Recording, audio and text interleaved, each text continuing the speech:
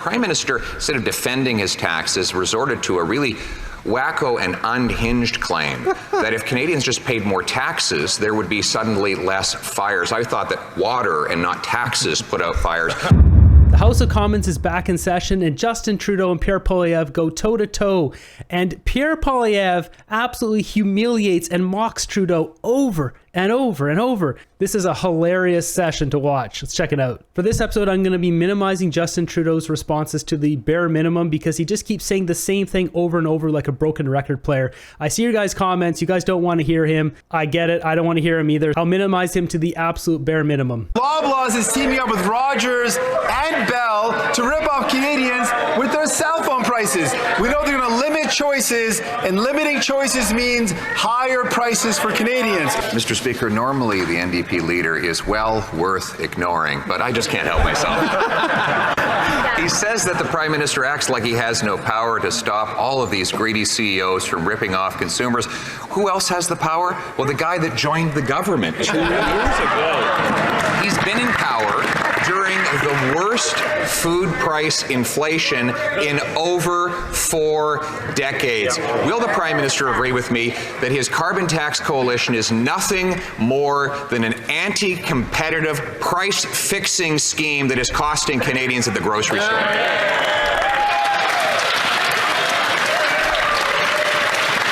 Once again, Mr. Speaker, we see that the Conservative Party's opposition to the price on pollution is ideological and not concrete, because their opposition to the price on pollution means they don't care about fighting against climate change. Even as wildfires are already raging in different parts of the country, they have no plan to fight against climate change. Just to note this here, Trudeau is the one who brings up the forest fires, and Pierre Poilievre just dunks on him afterwards, over and over. That 8 out of 10 Canadians... The Honourable Leader of the Opposition. Mr. Speaker, the Parliamentary Budget Officer has concluded that 60% of Canadians pay more in carbon tax costs than they get back in the phony rebates. 100% of middle-class Canadians pay more than they get back in the phony rebates. And now the Prime Minister wants to quadruple the tax, all at a time when he's preparing to hand over power to carbon tax Carney. Will the Prime Minister confirm if carbon tax Carney will follow through on his plan to hike the tax to 61 cents a litre?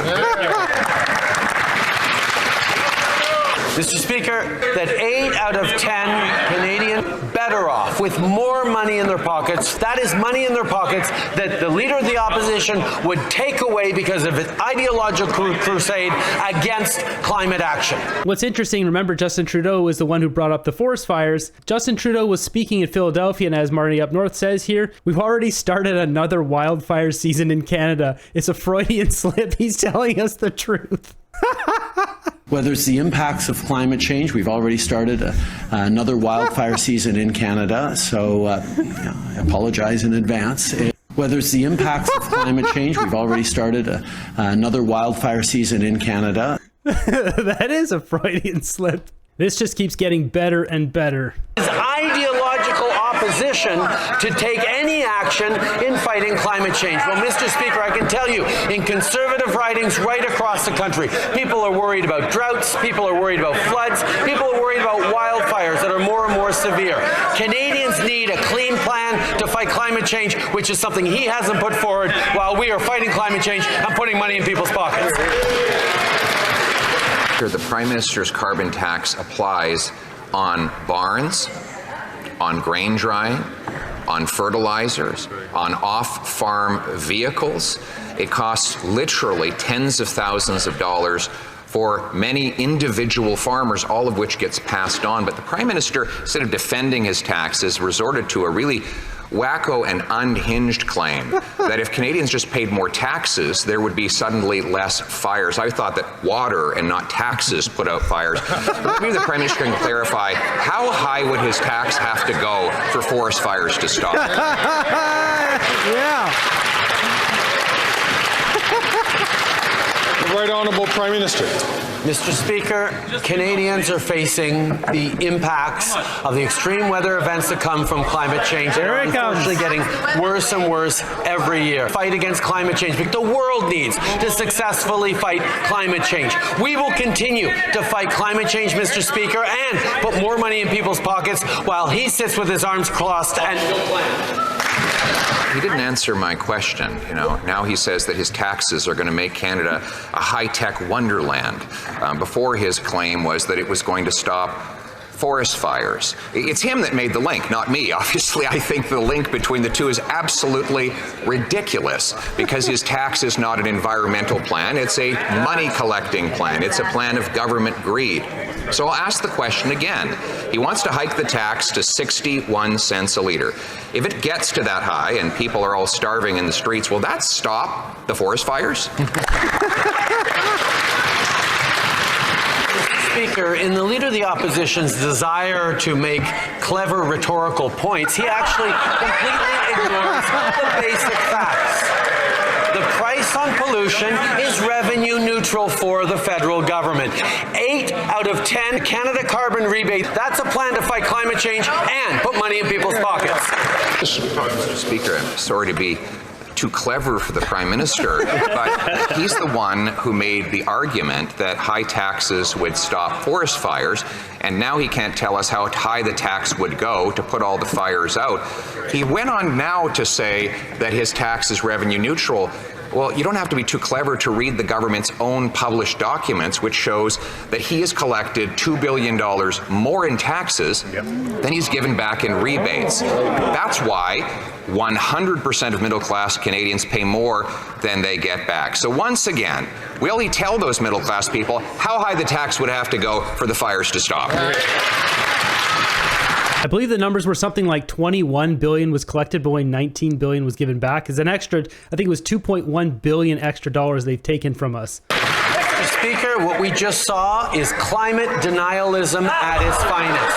The fact is, as global emissions rise, as carbon intensity in the atmosphere increases, extreme weather events like wildfires, droughts, and floods will simply become more and more frequent. Our plan is not only to reduce our emissions, but to create the solutions that the world needs while we lead on fighting climate change, bringing down emissions, and growing the economy.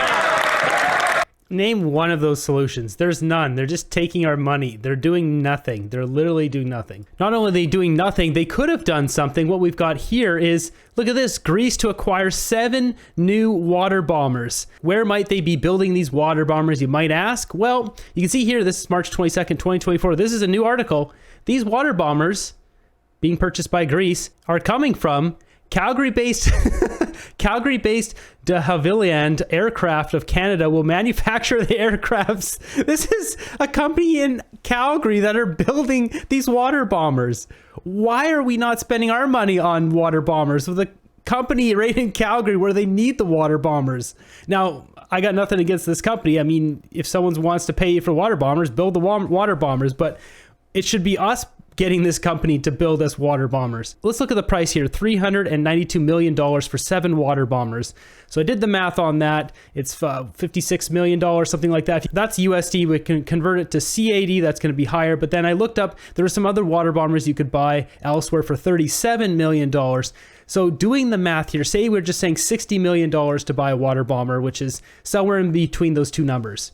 If we took that $9 billion that Trudeau sent off of our money to Ukraine, we could have instead had this company build us 150 water bombers. Now, do we need that many? Probably not. Point being, we could put out any fire in North America with those water bombers. So we talk about a real solution to climate change, at least dealing with the biggest problem we have, which is the fires. Where's the investments from Trudeau? He'll spend money on anything and everything that won't help us, but things that would actually help us, like these water bombers, no, he's nowhere to be found. In other news, we've got this, which is absolutely outrageous. So to set this up here, there's a guy here, and he decides he wants to steal this car.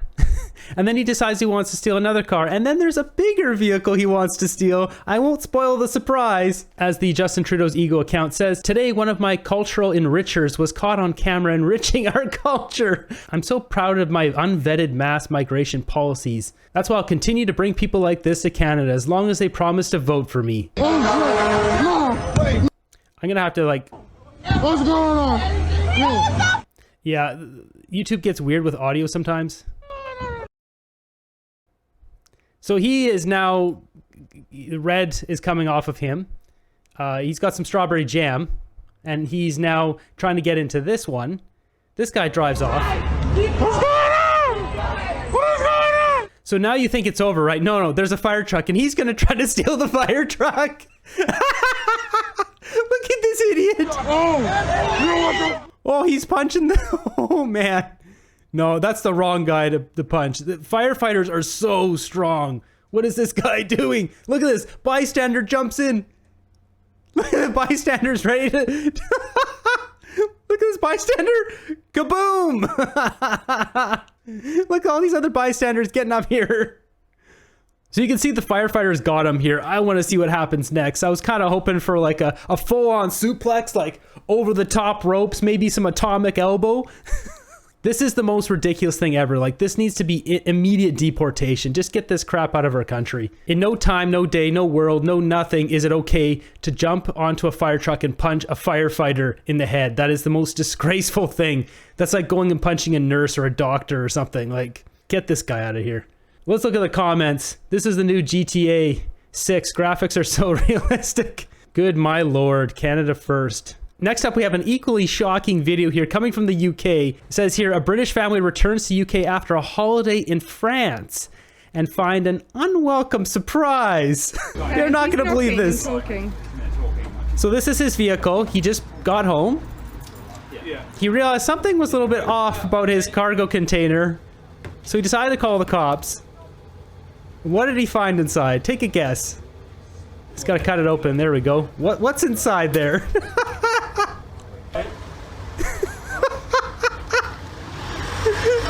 There's a dude hiding in there. What the heck, man? Is there even enough air in there?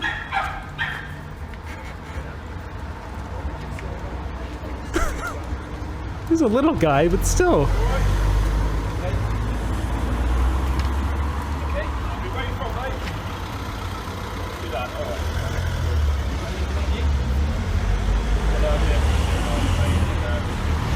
You can't even make this stuff up. Speaking of stuff you can't make up, here at Victoria Day in Toronto, these are all fireworks. Just so the algorithm knows, these are definitely fireworks.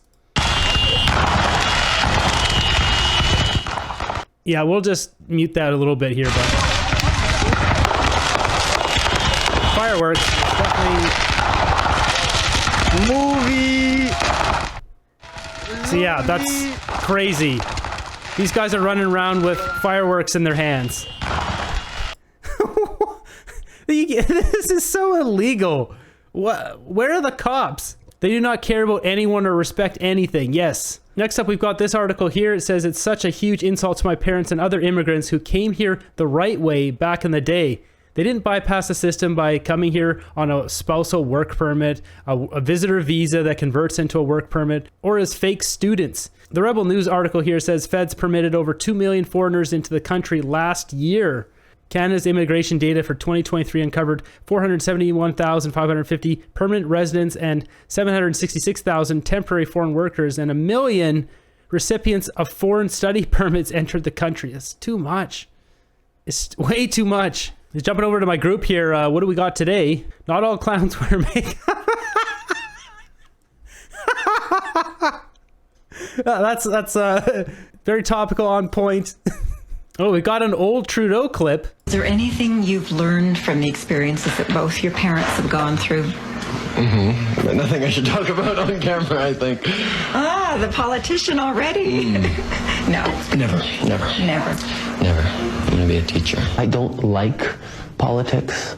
I don't like the personal cost. Having a family for me, having kids, you know, is going to be, one of the absolute priorities and will be the center of my life. Ugh, vomit. This guy in every decade, in every era is vomit. Funny you went into politics against your own advice. Yeah, exactly. It's that word we've been searching for. Cockwomble. Noun. A person, usually male, prone to making outrageously stupid statements and or inappropriate behavior while generally having a high opinion of their own wisdom and importance.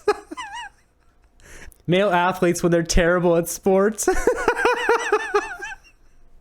Trudeau, meaning elected lump of excrement.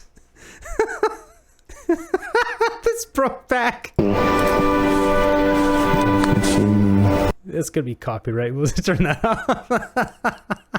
That's where we're gonna end this episode. Thanks for watching the end of the video here. It was a pretty entertaining House Commons session with Pierre Poilievre absolutely just dunking on Trudeau over and over about the wildfires, the climate change, the whole nonsense. How much money do we have to pay to the government? How much money do we have to pay to the sky gods to make the weather change, to forest fires to go out?